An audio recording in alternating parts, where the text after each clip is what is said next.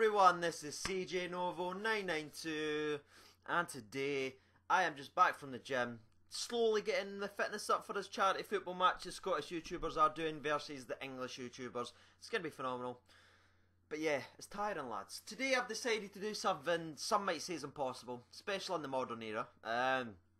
You'll be able to tell by the title of that video. It is going to be building a squad possible to compete in the BPL. Now, there's always that big question on the SBL. It's like, if can Rangers and Celtic move south? If they if they get the resources that all other English clubs do, even if you get relegated. And I forgot to put my phone on mute for the tweets, lads. Hold on, 1 second. Rookie error, another rookie error for CJ Novo 992. And yeah, that was another rookie error, keeping the phone on. That was silly. So yeah, what I was actually saying before, I was rudely interrupted by someone being very nice, talking about good video. Thank you for that, Stephen Fraser. Yeah, I saw it. So there's this big question all the time: should Celtic and Rangers go down south? They get the same money. If you get relegated, you get like 100 million or something like that. So it doesn't really matter. But if you stay in there, you get a lot more money, like about 100 times as much more than Celtic does for winning the league. That question's kind of obvious. If they two went down south, the Scottish football would just non-exist. It really wouldn't. And obviously I think they would do well down there. But again, that's not what the video is going to be about. It's about me building a squad possible. Now, I've tried to keep it fair on both sides of the coin. And I'm only doing the SBL modern era. So it was founded in 1998, but obviously there's a lot of big players I think would sort of just take over the squad. So I've tried to mix up, so it's maybe from early 2002. So the games that I really remember seeing these players play, because I went, what was that, I'd have been about 10 about that time, yeah, so I'm going to try and build the squad there, and it's just a bit of fun, so don't take it too serious, lads, okay? If you could smash the like button as well and drop a comment if you are still watching this video round about now. And it would be cool if I could see some of your guys 11 as well. But let's start off with the goalkeeper. In the goalkeeping position, I am going to be picking Klaus. Stefan Klaus for Rangers. He's going to be the first one off the board, and it's going to be a Rangers player. Relax. It's all coming, lads, alright? Just relax. I think it's pretty obvious. I think there was a 3 or 4 year spell where Klaus was absolutely a titan in that goalkeeping position. Now, I was actually really thinking about going with Shagger, to be honest with you, and if you don't know who that is, that's Alan McGregor. Shall we do the song? We'll do the song. He dies to the left, he dies to the right. Alan McGregor. That was for you guys to write in the comments to finish it off. Sorry. So, because he actually done really well down at Hull, and obviously you've got Craig Gordon who done really well at Sunderland until he got that unfortunate injury. I still remember Alan Shearer saying it was the best save he's ever seen. So I was thinking about them, but I'm going to go with Klaus just because I think he was an absolute titan. Obviously played for Dortmund and that as well, so he's got the pedigree there. And yeah, Klaus is my goalkeeper. In the right back position, it is going to be another Rangers player, but again, relax, wait until you see the rest of the squad. Now, I was kind of going through sort of everyone round about this point. I was trying to think, who's this, who's that? And I'm going to pick someone who's going to, I'm going to get a lot of backlash for, but I'm going to give you my reasons why, and it's going to be Alan Hutton at the right back. Now, relax, maybe 2008, Alan Hutton, 2009. Hutton was brilliant. Like, he could go up and down the field non-stop all day. He got a £9 million move down to Tottenham, who I also support. And to be honest with you, lads, he was really got a rough sort of slap from Harry Redknapp. You think about when he was actually playing, he was actually part of the side that won a cup at Tottenham, which is very difficult to do. People seem to forget that he played a pivotal role in one of the quarterfinals. That cup, that actually played a really good game. I believe he got man of the match as well. And then everything was seemed to be turning around. Everything was going really good for him. He looked like he was going to be the real player that Rangers fans thought he could be in the BPL. Then he done what one player should never ever do: say something bad about Harry Redknapp. Once you say something bad about Harry Redknapp, if you don't know, he will just ruin your career. He won't just sell you. He'll run you down for a couple of years in the reserves, and then let you go. He won't sell you right away while your value's a wee bit high or even middle. He will run you into the ground, just ask David Bentley, until you're worth nothing, then he releases you and allows you to go. So that's what happened with Alan Hutton. But again, he's going to be my right back because he's a very important lazy Alan Hutton. So really quick Alan Hutton, really tries Alan Hutton. Now, my left centre-back, now this is a bit hard to say. Wait, no, right centre-back, sorry. Again, I'm going to just go for a partnership, okay? I know there's been a lot of great players, and you could say, oh, what about these two Rangers players or these two Celtic players? I'm going to go with one with each, and I'm going to make sure it's Rangers get 5 and Celtic get 5. So relax, it's going to be fair, okay? So, my centre-back, my first centre-back is going to be a Celtic centre-back, and it's going to be by the name of Bobo Baldé. Now, I'm a football fan, so I can talk about him, alright?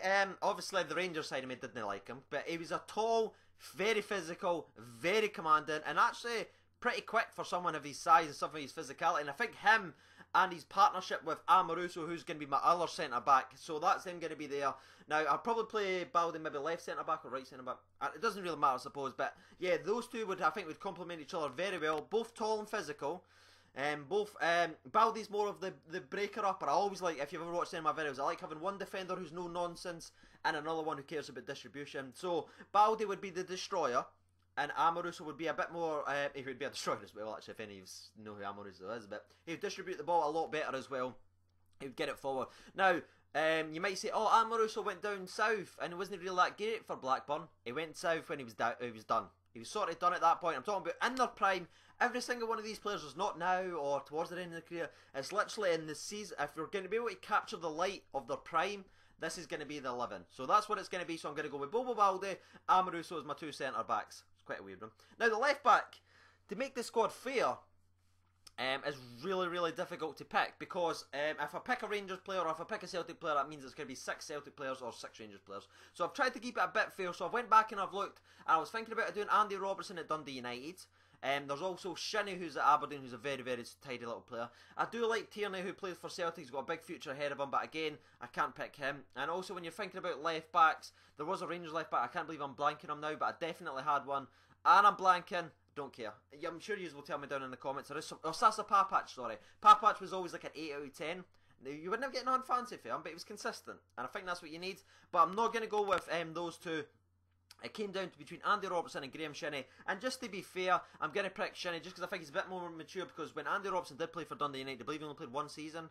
I might be completely wrong with that, but that's what I remember him sort of playing. He was very young. Obviously, he's doing it now at Hull and he's fantastic. But again, he wasn't in his prime during his time in the SPL, so he can't be picked for the squad. So I'm going to go with Graham Shinnie. So an Aberdeen player does make the squad, and he is going to be my left back.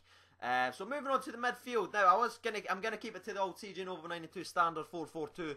But we're going to be mixing up in the midfield and all that stuff. But you know that already. You know that.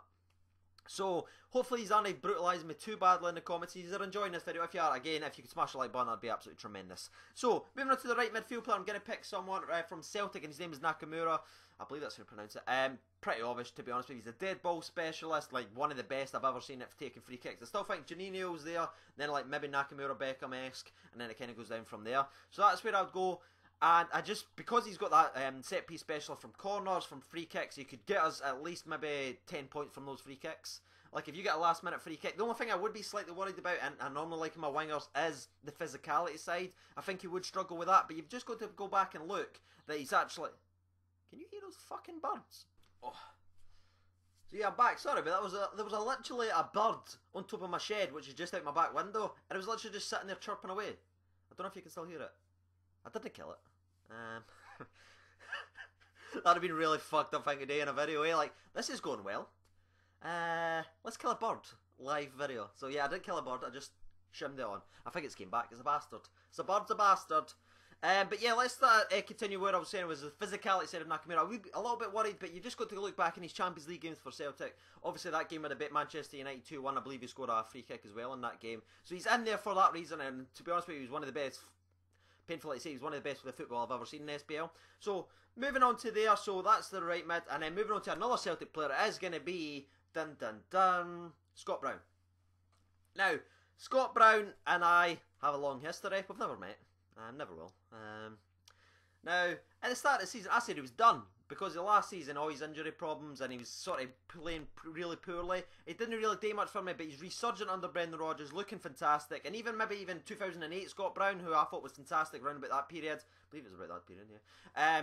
So I'd maybe pick him, or I'd even pick him right now, because right now he's a lot more mature than he used to be. So I'd maybe even take this season, Scott Brown, just because he's a bit more mature, elbows and all.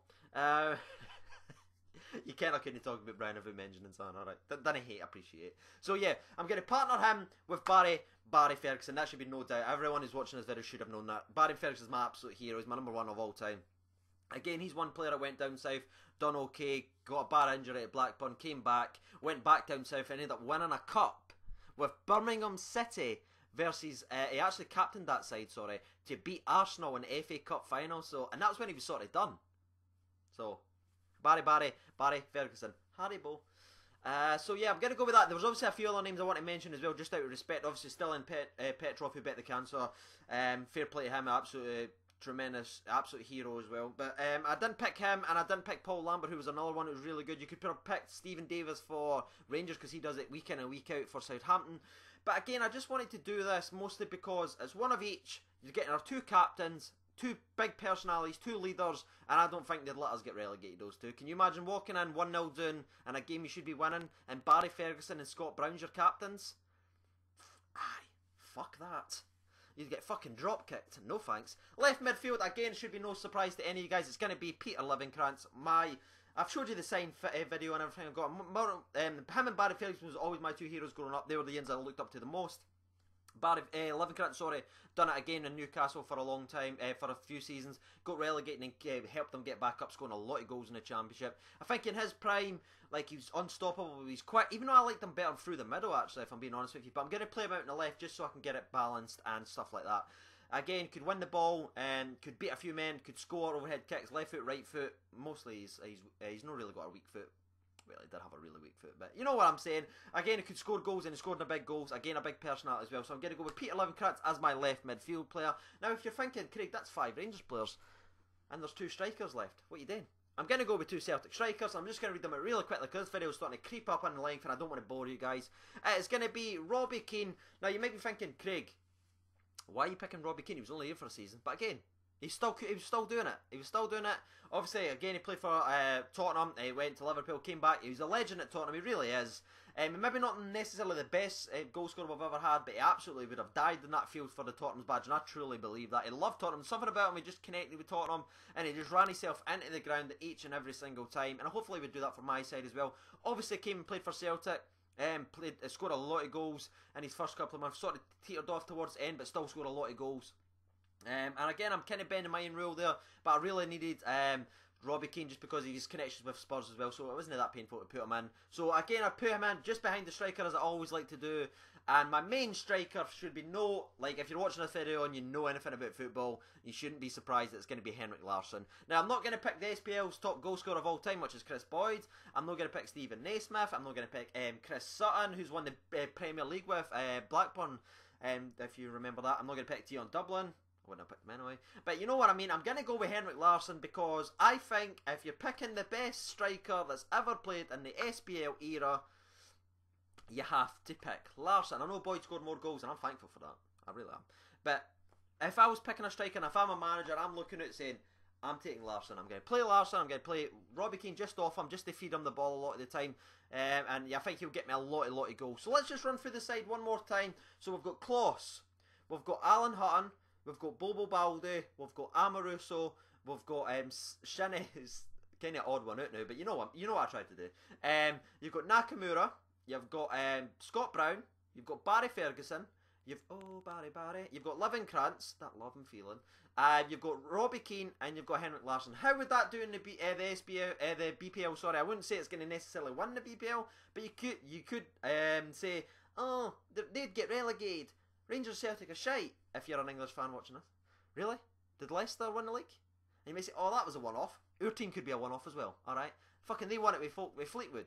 We've got actually genuine, really good players. So yeah, that is going to be my squad. What is your 11? I'd be real interested to read yours. Remember, keep it pre maybe 2000, just so I remember seeing those players. Obviously, we're going to go back and we'll maybe do another follow-up video talking about like the Gascoignes, the Loud Drops and stuff like that, because I think they would actually win the league if I could build the squad around them. But again, maybe if you guys want to see that, you will let me know down in the comments. But I have been CJ Novo 92. One last thing I want to say is, again, we're almost at 5.5 thousand subscribers. I know it's getting a bit sickening when we're always thanking you guys, but yeah, it really means a lot to me for you guys doing this. So big shout out to you, and thank you for every single one of you guys that likes and comments on a video. You guys are absolute heroes in my eyes. Thank you for watching, and bye-bye.